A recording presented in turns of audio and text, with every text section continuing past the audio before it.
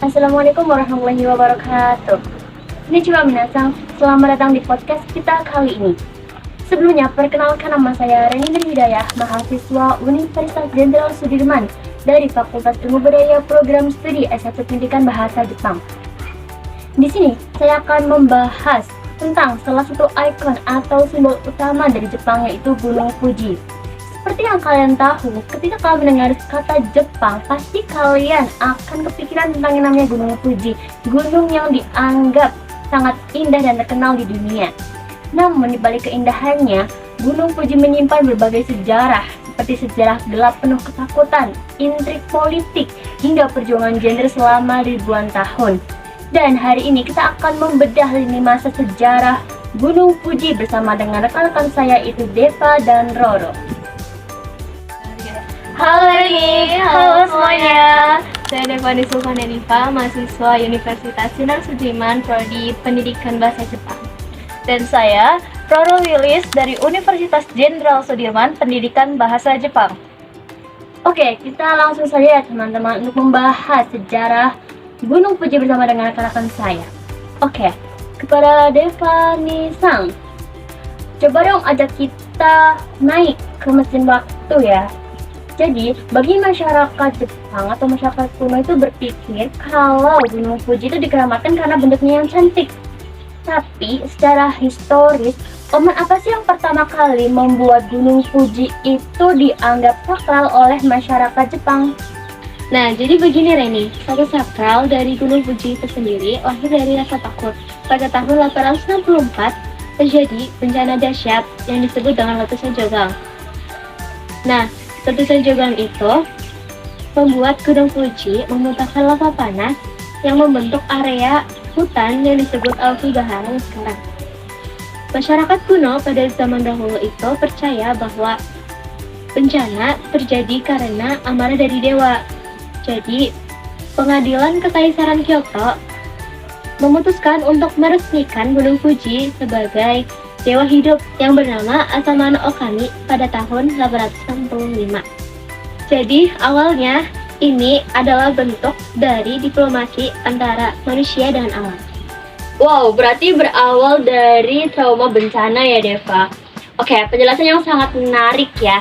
Tapi kepada kalian yang hobi mendaki gunung pasti penasaran, kok bisa sih dari yang awalnya ditakuti setengah mati, bahkan cuma bisa dilihat dari kejauhan, kok bisa sih sekarang ada orang yang bisa mendakinya tuh sampai puncak? Sebenarnya siapa sih pelopornya? Oke, mungkin dari Roro Sang bisa menjelaskan. Nah, jadi hal tersebut itu terjadi di abad ke-12 saat aktivitas vulkanik Fuji mulai mereda. Lahirlah gerakan spiritual Sugendo, yaitu percampuran Shinto dan agama Buddha. Nah, tokoh pelopornya bernama Matsudae Shonin. Dia menentang rasa takut masyarakat dengan mendaki Fuji hingga ratusan kali dan membangun kuil Buddha pertama di puncaknya. Nah, sejak saat itu citra Fuji berubah dari gunung yang terkutuk menjadi tempat para petapa mencari kesaktian dan pencerahan batin. Wow, benar-benar plot twist banget ya teman-teman ceritanya. Dari tempat angker sekarang menjadi pusat meditasi. Nah, ini nih bagian yang menariknya bagi kita para traveler.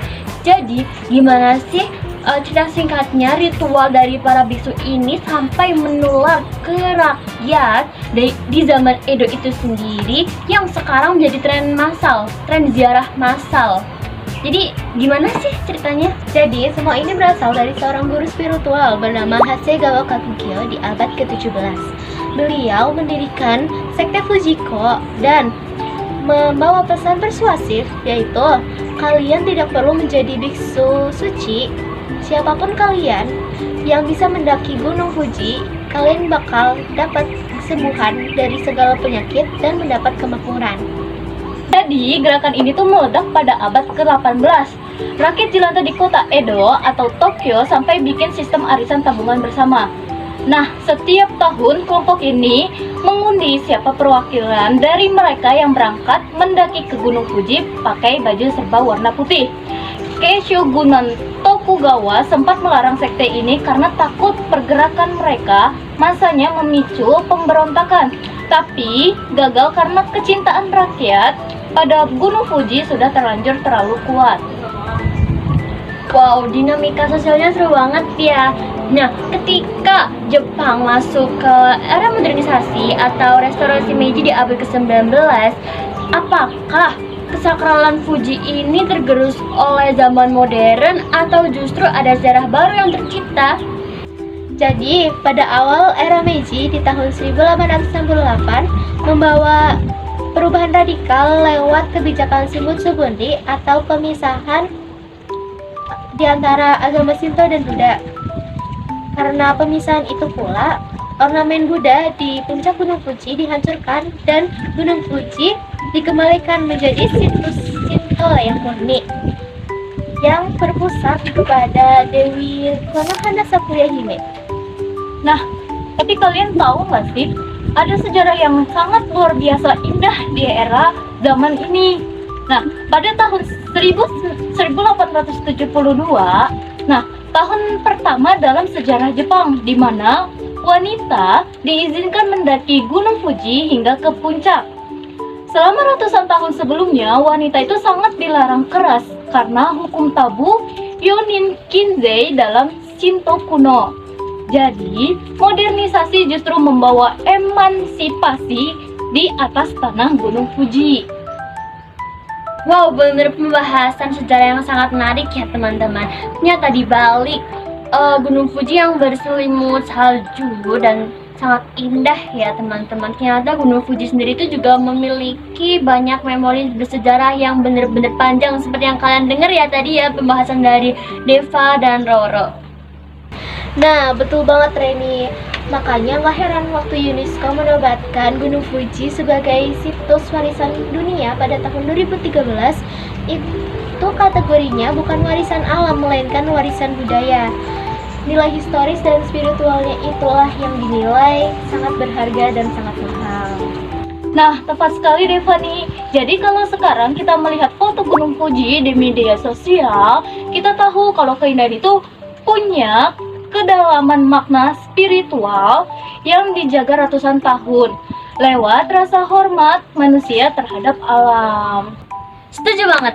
Nah, buat teman-teman yang nonton channel ini, kalau kalian ada kesempatan ke Jepang, tertarik gak sih buat mendaki Gunung Fuji dan merasakan langsung jejak spiritual seperti yang diceritakan di kisah kali ini?